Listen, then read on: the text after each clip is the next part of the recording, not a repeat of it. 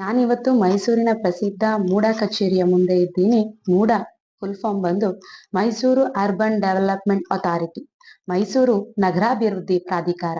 ಇದರ ಇತಿಹಾಸವನ್ನ ನಾವು ನೋಡ್ತಾ ಹೋಯ್ತು ಅಂತಂದ್ರೆ, ಇವತ್ತು ನಾವು ಇದನ್ನ ಮೂಡ ಅಂತ ಕರಿತಿದ್ವಿ. ಆದ್ರೆ ಇದು ಸ್ಥಾಪನೆಯಾಗಿದ್ದು 1904ರಲ್ಲಿ. ಅಂದು ಈ ಮೂಡ ಕಟ್ಟಡಕ್ಕೆ CITB ಅನ್ನುವಂತ ಒಂದು ಹೆಸರಿತ್ತು. ಅಂದ್ರೆ ಸಿಟಿ ಇಂಪ್ರೂವ್ಮೆಂಟ್ ಟ್ರಸ್ಟ್ ಬೋರ್ಡ್ ಅನ್ನುವಂತ ಒಂದು ಹೆಸರಿತ್ತು. 1904ರಲ್ಲಿ ಮಹಾರಾಜರ ಕಾಲಘಟ್ಟದಲ್ಲಿ ಇದು ಸ್ಥಾಪನೆ ಆಗುತ್ತೆ. ಇಡೀ ಕರ್ನಾಟಕ ರಾಜ್ಯದಲ್ಲಿ ಮೊಟ್ಟ ಮೊದಲ ಬಾರಿಗೆ ನಗರ ಯೋಜನೆ ಮತ್ತು ಅಭಿವೃದ್ಧಿಗಾಗಿ ಸ್ಥಾಪನೆಯಾದಂತ ಒಂದು ಸಂಸ್ಥೆ ಇತ್ತು ಅಂತಂದ್ರೆ ಅದು ಈ CITB. ಈ CITBಯನ್ನ 1988ರಲ್ಲಿ ಮೂಡ ಅಂತ ಮರುನಾಮಕರಣ ಮಾಡಲಾಗುತ್ತೆ.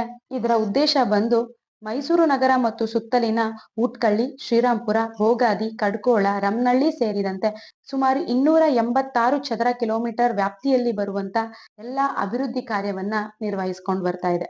ಇನ್ನು ಈ ಮೂಡ ಮೈಸೂರಿನಲ್ಲಿ ವಸತಿ ಬಡಾವಣೆಗಳ ರಚನೆ, ನಾಗರಿಕ ಸೌಕರ್ಯಗಳು ಮತ್ತು ಮೂಲ ಸೌಕರ್ಯ ಅಭಿವೃದ್ಧಿಯ ಜವಾಬ್ದಾರಿಯನ್ನು ಕೂಡ ಹೊತ್ಕೊಂಡಿದೆ. ಇತ್ತೀಚಿನ ದಿನಗಳಲ್ಲಿ ಈ ಮೂಡ ಕಚೇರಿಯಿಂದ ಸೈಟ್ಗಳ ಹಂಚಿಕೆಯಲ್ಲಿ ಗೋಲ್ಮಾಲ್ ನಡೀತಿದೆ ಅನ್ನುವಂತ ಆರೋಪಗಳು ಎತ್ತಿ ಹಿಡಿತಿದೆ. ಹಾಗೂ ಈ ಮೂಡ ಕಟ್ಟಡವು ಕೂಡ ಮೈಸೂರಿನಲ್ಲಿ ರಚನೆಯಾದಂತ ಮೊಟ್ಟ ಮೊದಲ ನಗರ ಅಭಿವೃದ್ಧಿ ಪ್ರಾಧಿಕಾರ ಅನ್ನುವಂಥದ್ದು ಮೈಸೂರಿಗನ್ನರಿಗೆ ಹೆಮ್ಮೆಯ ವಿಚಾರ.